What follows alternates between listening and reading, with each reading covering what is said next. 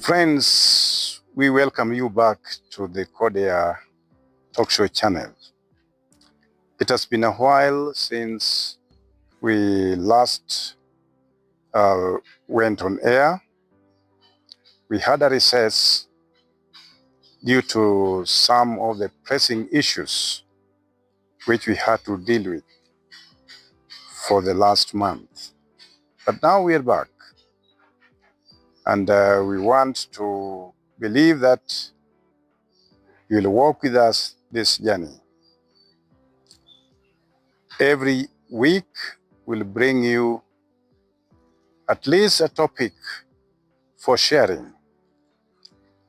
And our belief is that you'll also share with your friends as you subscribe and as you also bring on board your views together with the views of your friends on the issues which concern all of us as Kenyans.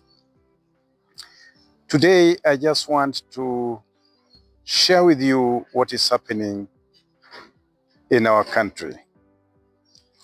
The prevailing political temperature has created a new chapter, not only of our politics, but also of our social cohesion. Kenya is becoming more and more divided along ethnic, social, religious, and political lines, leaving majority of us either confused or feeling desperate and hopeless and wondering whether Kenya is the same country that was regarded as heaven of peace. Many nations in Africa had been undergoing difficult moments in their history, with civil war experienced in almost every region of Africa, especially even in East Africa.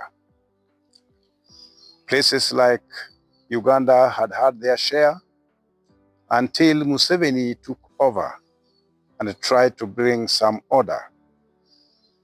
Somalia is still struggling with different independent states coming up, which are yet to be recognized by the international community. South Sudan, which until today is still the newest country, is also having its own share of civil strife. You go to Uganda, the political tolerance is becoming an issue of debate. Tanzania had been one of the best countries in Eastern Africa, in East and Southern Africa, which had had peace throughout.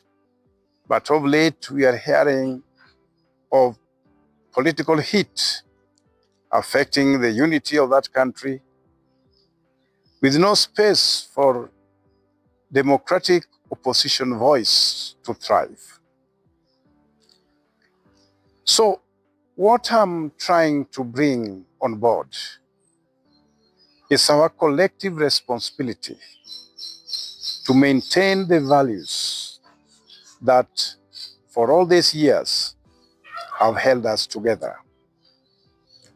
Being one nation, being one state, unitary state, indivisible, and having the Kenyan tag on our shoulder had been our pride. No wonder even the Kenya Airways for all these years had been the pride of Africa. You go to Nairobi, you will not miss anything. Many people from many parts of Africa come to Nairobi even for medical care because of the quality of medical services provided. But having said all that, still want to pose certain questions. One, to what extent has the political division affected our economy, our sense of unity, our pride as a nation? I would say it is just extremely too much. Kenya is becoming a heaven of corruption. Instead of being heaven of peace, it has yielded to the powers and influence of those greedy tyrants who are holding different positions of power. And they believe so much that Kenya belongs to them. They have taken Kenyans captive of their greed throughout. And the question many people are asking is, where is the church? They want to hear the voice of the church. This is what I want also to address. What is the church? What makes up a church? More often than not, people think of the church as a heavenly entity that is devoid of all impurities, social impurities, political impurities, and is sinless in nature, holy in its description. May I just share with you that church triumphant or church temporal, the one we have, the one which is visible, the one which is composed of people from all shades of opinion, from every social strata, that church is holy, but not perfect.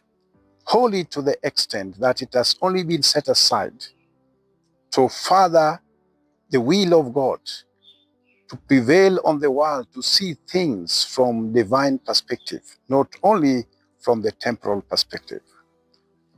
So for us as a church, those who subscribe to certain beliefs surrounding God Almighty, and believe so strongly that the world is too big for us to control without invoking the power of God, we stand to testify that church as an institution, church as an entity that had been set aside by God, is not a failure. It is we, individual Christians who subscribe to this faith, who are failing in our responsibility. The people who go to church, they are people from different persuasions. Some are our political leaders. Some are businessmen. Some are people in various levels. But so long as they come to the church, they become the church, part of the church, the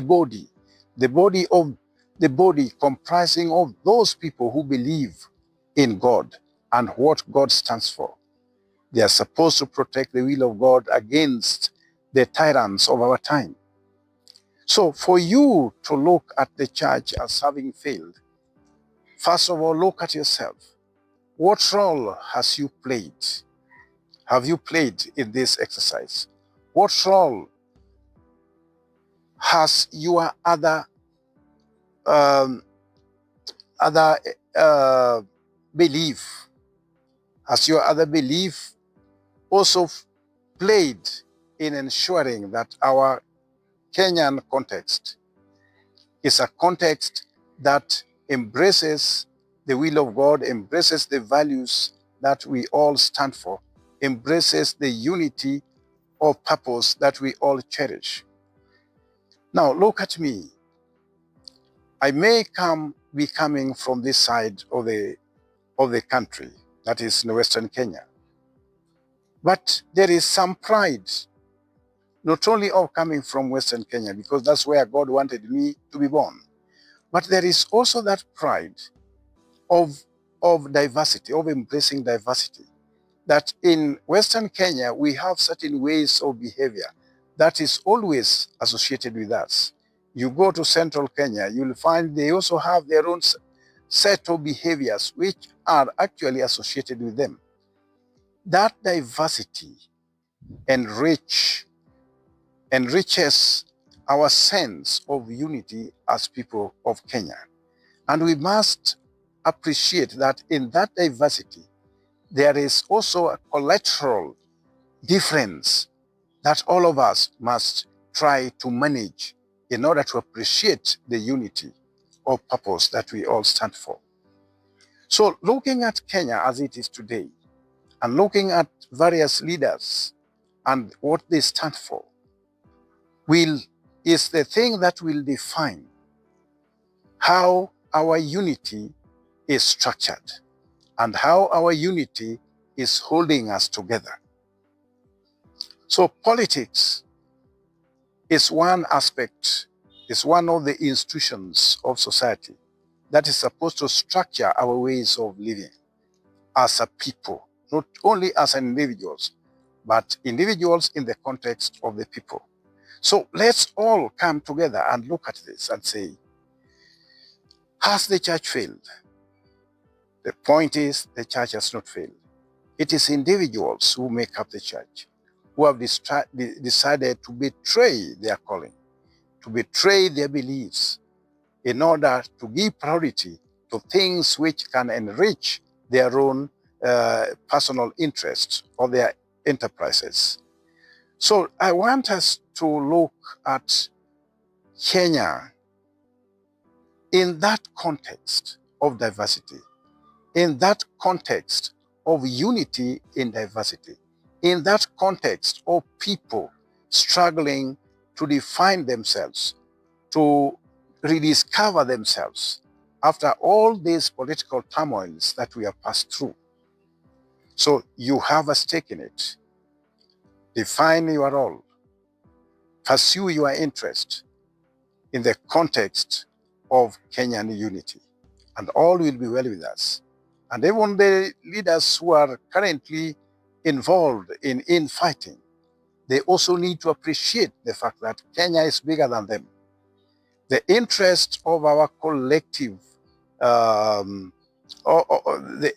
collective interest, that collective interest must not be allowed to be tampered with by personal interest, which may not take into account what my feelings, what my needs are as an individual within the state.